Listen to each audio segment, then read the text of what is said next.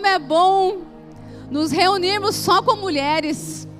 E eu sei que como é difícil mulher sair de casa, né?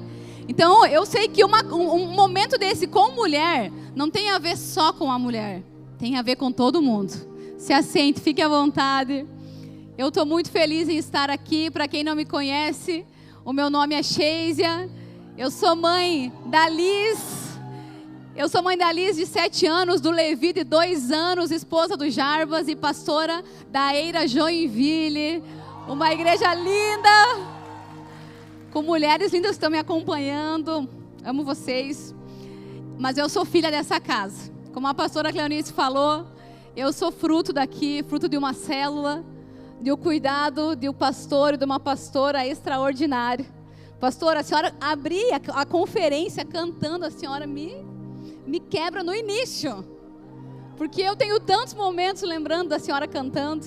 Ela me ensinou, gente, tudo que eu tenho e que eu sou hoje, eu devo à pastora Cleonice. Ela é incrível, vocês são privilegiados em tê-la todo final de semana aqui. Porque vocês não fazem ideia como eu sinto saudade.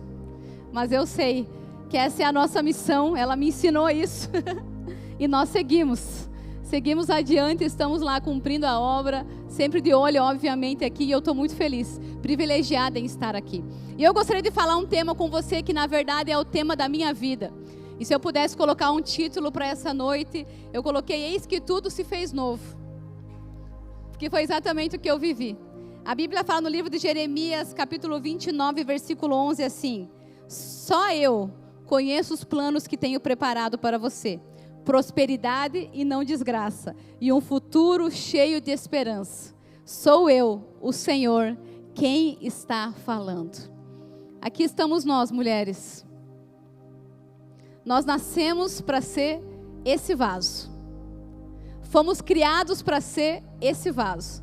Perfeito, sem mancha, sem dores, sem marcas, sem traumas.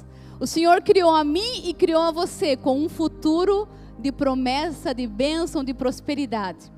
Deus criou você para ser feliz no teu casamento, para ser feliz com os teus filhos. Deus criou eu e você para sermos felizes nas nossas vidas, para termos sonhos realizados. Sim, Deus criou eu e você desde antes de nascermos. O Senhor já tinha prometido que nós seríamos mulheres felizes. Mas sabe, ao longo da nossa vida, às vezes acontecem algumas coisas que acabam nos quebrando. Algumas coisas que são por decisões que nós tomamos, ou às vezes decisões que os nossos pais tomam. E essas coisas começam a nos quebrar, a nos ferir, a nos machucar. Aquele vaso perfeito, agora ele está cheio de falhas, de marcas, de dores, de traumas. Aquele vaso daquela princesinha que nasceu para viver num lar feliz, agora está crescendo num lar de pai divorciado. Aquela princesinha que era para ser amada e cuidada, agora nem sabe quem é o seu pai. De repente, aquela mulher que Deus planejou que teria um casamento lindo, é traída, é abandonada, é deixada para trás. Aquela mulher que sonhou em ter filhos, de repente não consegue gerar. E começa esse processo, aonde o nosso vaso ele é quebrado em muitos pedacinhos. Mas esse não é o problema. Sabe qual é o maior problema disso tudo?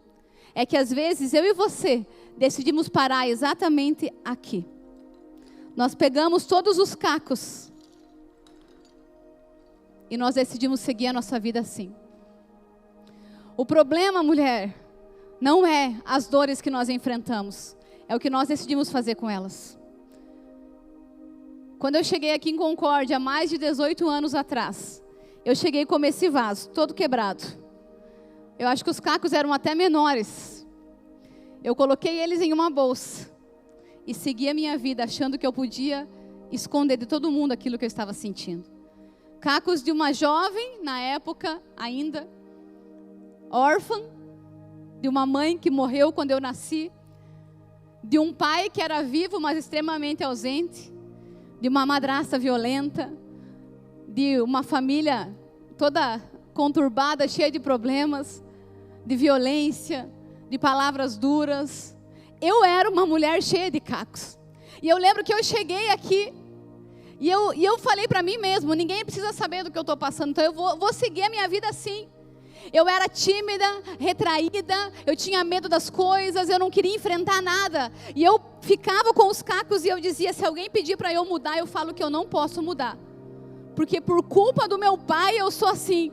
Por culpa da minha mãe eu sou assim. E era muito mais fácil eu carregar os cacos na minha vida. Era muito mais fácil eu estar vivendo a vida dessa maneira. Porque é exatamente assim que muitas mulheres têm vivido. Às vezes, temos uma promessa, vivemos essa promessa, mas às vezes acontece uma coisa que nos quebra. E ao invés de nós resolvermos isso, nós decidimos seguir. Porque mulheres normalmente são fortes. E você pensa, não estou sofrendo. Eu fui traída, mas eu não estou sofrendo. Eu fui abandonada, mas tudo bem, agora eu já sou uma mulher adulta, porque o meu pai vai fazer falta agora na minha vida adulta. E sim, se eu pudesse dar um conselho para você, eu diria, não siga com o vaso quebrado. Porque quando nós seguimos com o vaso quebrado, as consequências são muito grandes. Quando nós seguimos com o vaso quebrado, nós nos tornamos mulheres amargas. Entramos em um relacionamento onde não somos submissas aos nossos maridos, porque não aceitamos o sacerdócio da nossa casa na mão de outro. Porque às vezes crescemos em um lar onde um pai era violento, um pai era abusivo, onde uma mãe não se colocava, às vezes não conseguia ter voz para nada, e de repente você pensa, não, agora na minha vida vai ser diferente. E aí você não consegue ter uma família abençoada.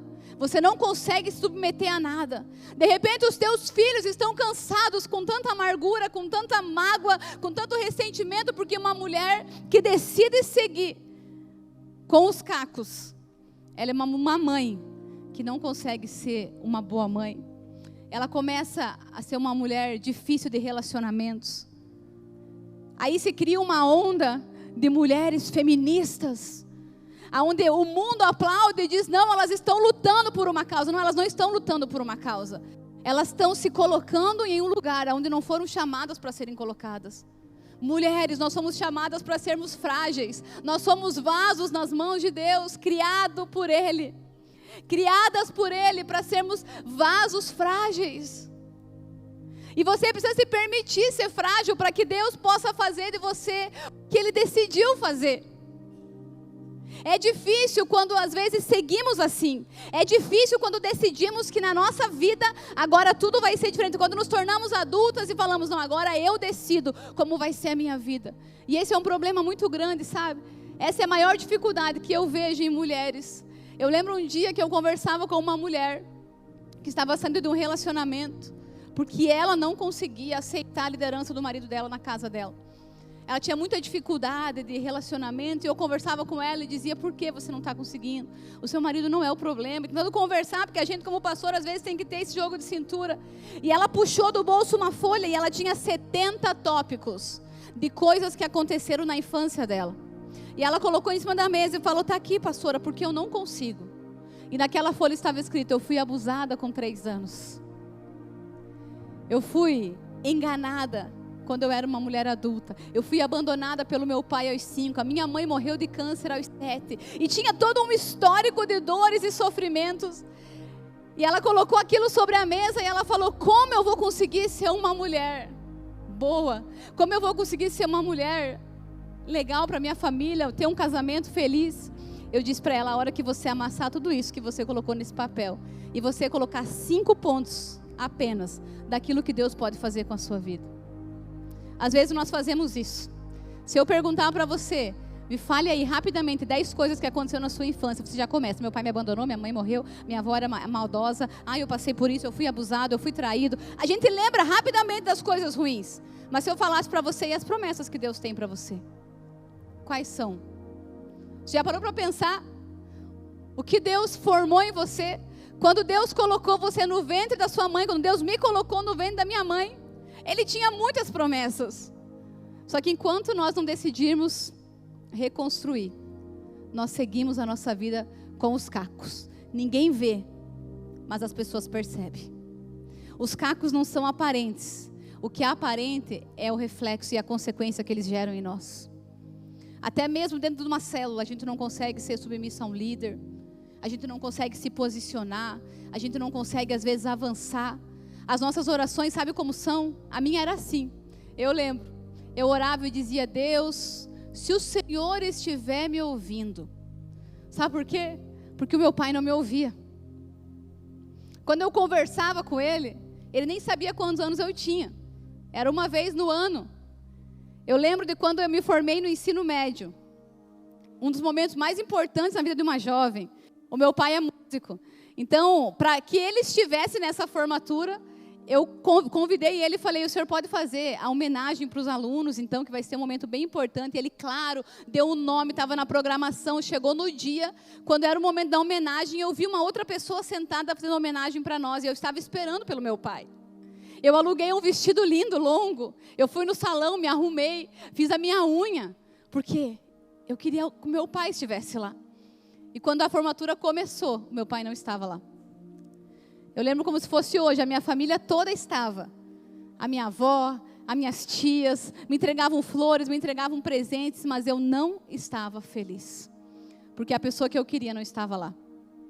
E eu carreguei esse caco por muitos anos. E quando eu cheguei na presença de Deus, as minhas orações eram essas: Senhor, se o Senhor estiver me ouvindo, se por um acaso existir um espaço na sua agenda para que o Senhor ouça a minha oração. Era essa a minha oração, igreja. Eu orava dessa maneira. Mas um dia eu entendi que Deus não era como meu pai. Um dia eu entendi que Ele tinha me chamado, me escolhido, cuidado de mim, em momentos que ninguém estava cuidando. E naquele dia as minhas orações mudaram.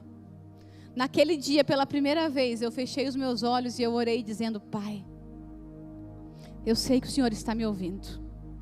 E a partir daquele dia, eu me tornei uma filha mimada. Extremamente mimada. Eu sempre falo que eu sou queridinha de Jesus.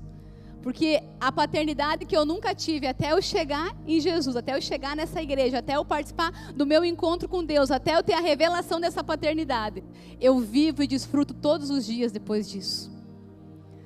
Aquela filiação que eu nunca tive, eu tenho agora. Todas as vezes que eu vou para eu me porto como se eu estivesse me jogando aos pés do meu pai, como se eu estivesse repousando sobre o colo dele. Eu não sei o que é viver uma paternidade terrena, não sei, mas eu sei muito bem como é viver uma paternidade celestial, porque eu aprendi. E existe uma diferença para isso, sabe por quê? Sabe como eu consegui? O dia que eu decidi que os cacos não seriam mais parte da minha vida.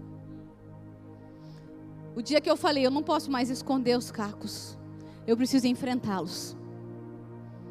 Eles estavam tão escondidos, tinham tantos, estavam tão pequenininhos, mas um dia eu encontrei o oleiro, e ele falou para mim: me entrega.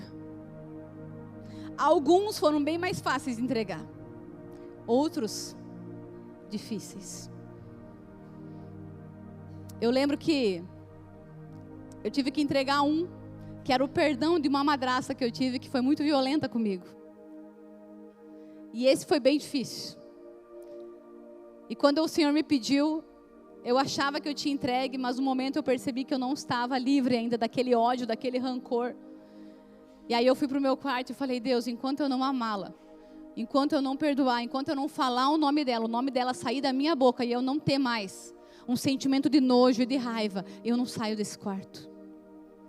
E foi um processo longo, foi um processo dolorido, foi um processo que ela não merecia, mas eu mereci. Porque o perdão não é para o merecimento do outro, o perdão é nós quem merecemos.